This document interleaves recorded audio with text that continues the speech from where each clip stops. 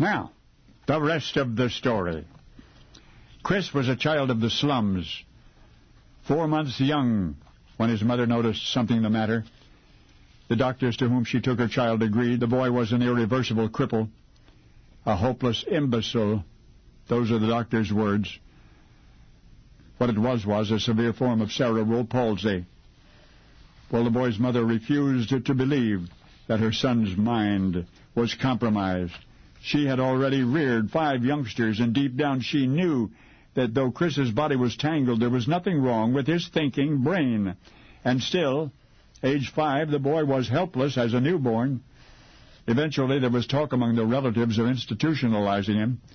The humane thing for all concerned, they said. But Mother, never, she said, never. She had not the slightest evidence that her son would ever be anything but quivering protoplasm. Nonetheless, she insisted that he would be much more. And she waited, and she prayed. And then one day, one cold, gray December day, not long before Christmas, the family was huddled at their hearth. Outside, the snow had swirled. Inside, the firelight danced among searching shadows. In a corner of the room, one of the children played with a chalk and a slate. 5-year-old Chris was lying nearby. Now, Chris had long seemed to demonstrate an interest in his left foot, especially the toes of that left foot. So maybe it would not come as a surprise, although it did, when the twisted little boy reached out with his left foot and snatched the chalk from his sister's hands.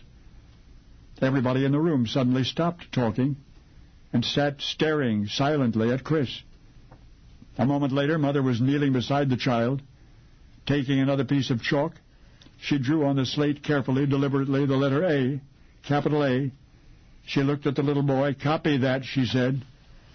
Slowly, painstakingly, in the profound stillness, grasping the chalk with his toes, Christy copied as best he could the curious symbol his mother had made.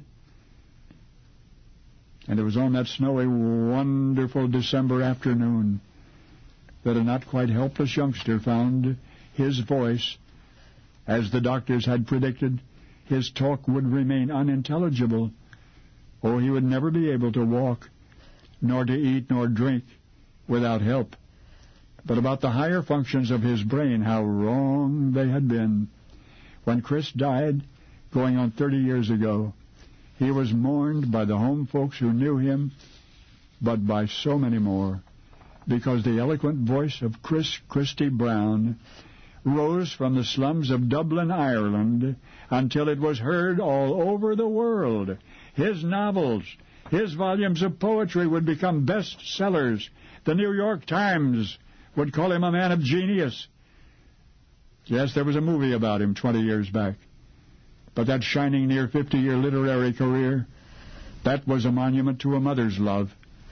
Without speaking, Christie Brown spoke.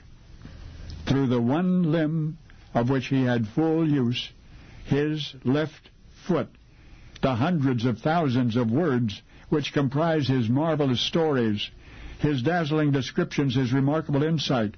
Each word was typed one letter at a time with his little toe. And now you know the rest of the story.